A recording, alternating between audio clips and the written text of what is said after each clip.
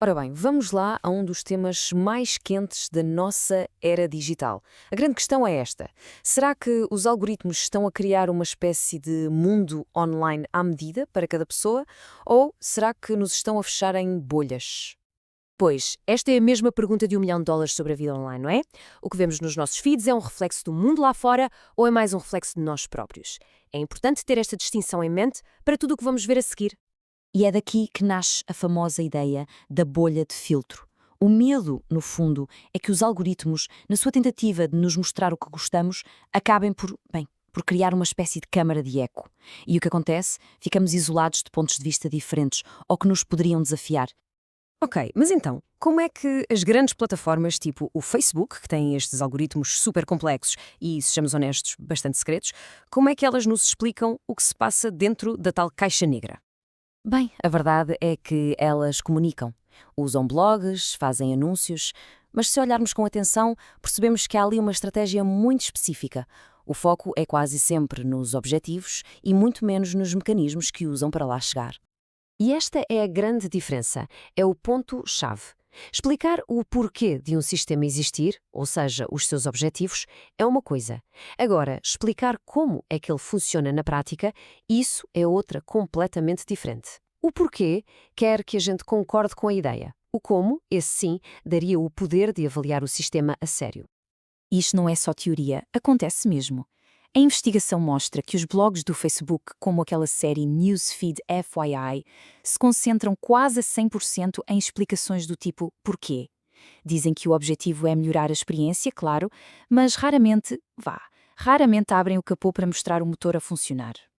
Ou seja, e este é o ponto central, explicar os objetivos pode até deixar as pessoas mais confiantes, mas não lhes dá as ferramentas necessárias para avaliar o sistema por elas mesmas.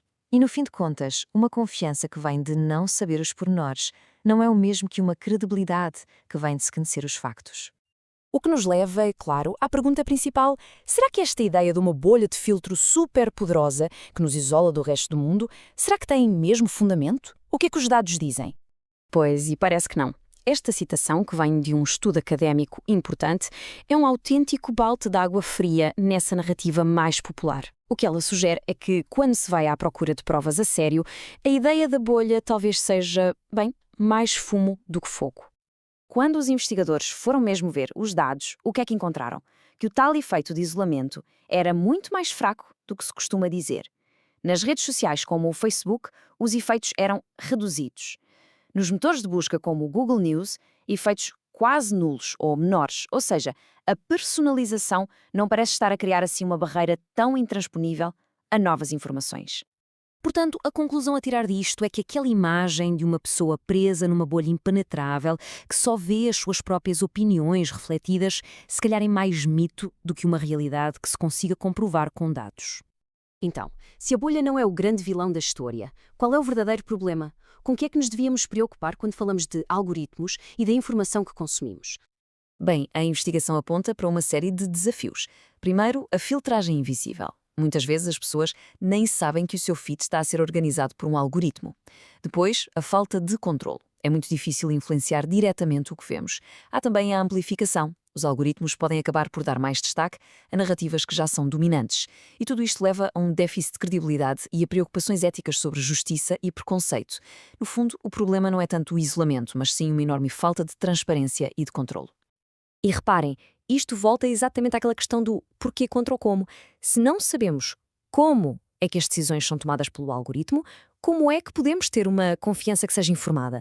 Ou exercer algum controle real sobre o que nos aparece à frente? Ok, então o que é que se pode fazer para melhorar isto? Vamos ver algumas das soluções que os investigadores e designers têm andado a explorar.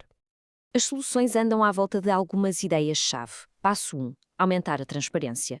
Dar às pessoas ferramentas para perceberem porquê é que estão a ver determinado conteúdo. Passo 2. Melhorar os controlos. Permitir que cada um possa ajustar e até manipular o seu próprio feed. Passo 3. Auditorias independentes. É crucial que investigadores de fora possam analisar os algoritmos para ver se há preconceitos ou outros impactos negativos. E, finalmente, passo 4, explorar a regulação, para se criarem regras de responsabilização e justiça. No fundo, trata-se de dar mais poder a quem usa as plataformas e criar mecanismos de controlo. O grande objetivo, portanto, é mesmo este: passar de um sistema de caixa negra para um sistema que seja muito mais transparente, mais responsável e em que se possa confiar.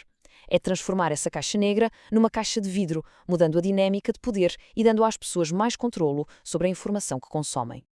E tudo isto acaba por nos deixar com uma pergunta final para refletir. Se fosse possível desenhar o algoritmo perfeito para um feed de notícias, o que é que seria prioritário?